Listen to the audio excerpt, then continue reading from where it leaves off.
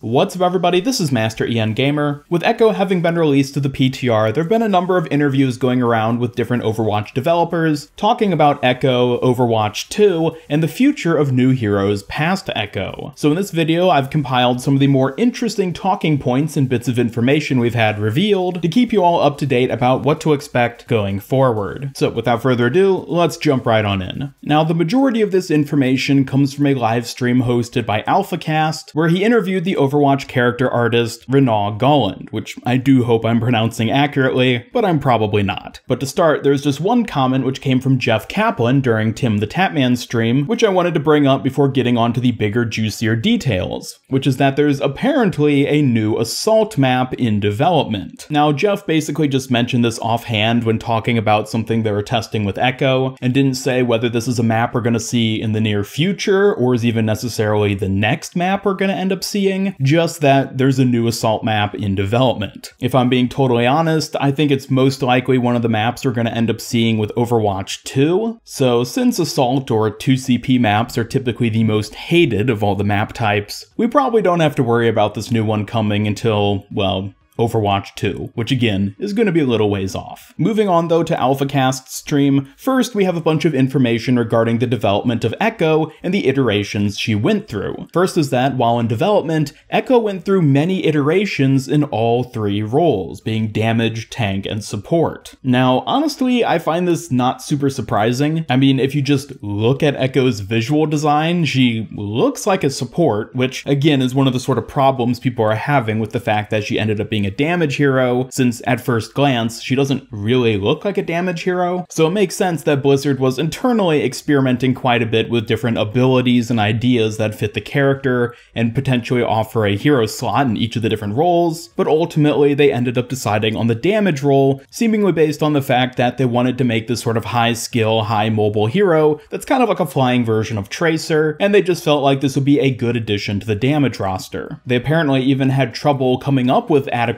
support and tank versions of the character, hence why they ultimately went with the damage role. Now, additionally, at the time of them making the Reunion short, which is the first canon appearance of Echo in the Overwatch universe, they weren't sure at that point yet what role she was going to end up being, which I find to be exceptionally fascinating because if you look at the way Echo acts in this animated short, she even further seems to be a support based on the way she's very gentle and caring and soft-spoken when interacting with McCree. It wasn't until the 0 Hour animated short a whole year later where we see a bit more of her actual damage capabilities. So maybe at the time of Reunion, they were originally planning for her to be a support, but after experimenting with a lot of different versions and kits, they ultimately went with the DPS. On top of that, Echo went through a number of ability iterations, some of which we actually have concept artwork showing off. There were a number of variants for how her generic attack would end up working, including a boomerang projectile where she throws out her wings, a generation of copies of herself which would fire multiple shots, and even a straight up face laser. So there were clearly a lot of interesting ideas floating around with this character before they ultimately ended up with the tri-shot that she has in game now. There were also some variants for how the Mimic ability, which is now her duplicate ultimate, ends up working. In particular, they show different visual designs for how the copying mechanic would actually work, from turning into a visual copy to having her wings sort of scan her and transform her, to one which I think is really interesting is the limb transformation, where basically each of her body parts comes apart and shifts into the form of a different hero. Apparently one of the main reasons they didn't end up going with that version is because it didn't really work when she tried transforming into heroes like Wrecking Ball and Orisa. So ultimately we ended up with the very digital version that we have in game for her current ultimate, where she basically just turns into a holographic version of whatever hero she copies. And last, when it comes to Echo, the devs mentioned that they want to be able to put new heroes into the experimental mode so that specifically players on console will be able to try them out before they end up going live to modes like quick play and competitive, but that at the moment, they're just incapable of doing that. So unfortunately, console players are going to have to wait the full PTR cycle in order to get to try out Echo. Now, I will be talking more about when we can probably expect her to go live in a separate video, which I'm hoping to get out later today, so stay tuned for that, where I'll be talking more about sort of the anticipated release schedule for Echo over the next few weeks. Moving on from Echo though, we also learned a bit of interesting information about Overwatch 2. Now, we of course still don't know anything about the release date of Overwatch 2, it's sort of this enigma that is kind of in the distance but not really, but we did get some interesting information that is definitely worth considering. First and foremost, they have multiple tank and support heroes still in the works. Now, this sounds hauntingly familiar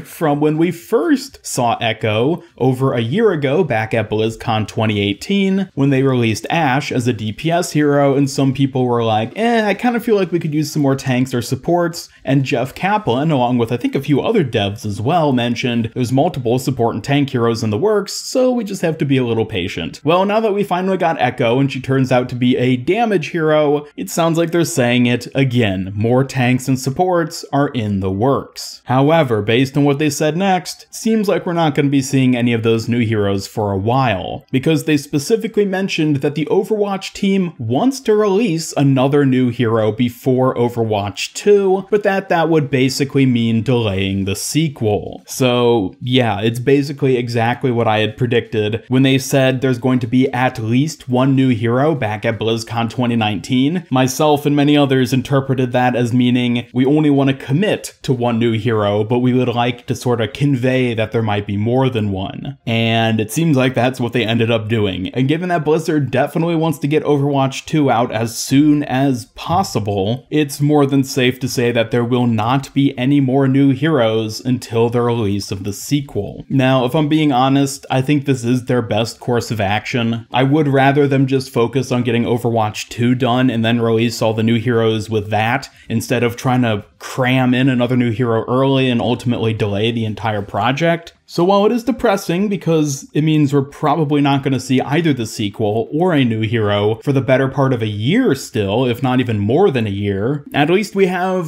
something of a confirmation now, so we're not left wondering, will there be a new hero next month? Will there be a new hero within the next few months? Now we can just sit back and say, alright, we know there isn't anything coming. As sad as that may be, at least we know. However, there was some positive news regarding Overwatch 2, which is that apparently we can expect more Overwatch 2 skins to be showcased very, very soon. Specifically, they mentioned Widowmaker and Moira's skins being in the works currently, and that Sombra's was already finished. On top of that, Wrecking Ball was cited as a hero who offers a load of interesting ideas when it comes to designing an Overwatch 2 skin. So I personally am very excited to see what Wrecking Ball ends up getting, as he is my main after all, and so I'm super excited to see when we'll actually get to see these new skins. Also, the devs apparently don't know yet whether they're going to give Echo an updated skin for Overwatch 2, like what the rest of the cast is going to end up getting. I find this interesting because the Overwatch 2 versions of the skins have been confirmed to be only available to people who purchase the Overwatch 2 PvE portion of the game, and won't be available for people who just upgrade to Overwatch 2 for free through the base PvP game, so it seems like they would want to give Echo a new skin to help incentivize players to get the sequel, but at the same time it would be sort of weird for her to only be out for a year or less and then suddenly have this new skin and visual look. Now, given that it's Blizzard, very, very soon could mean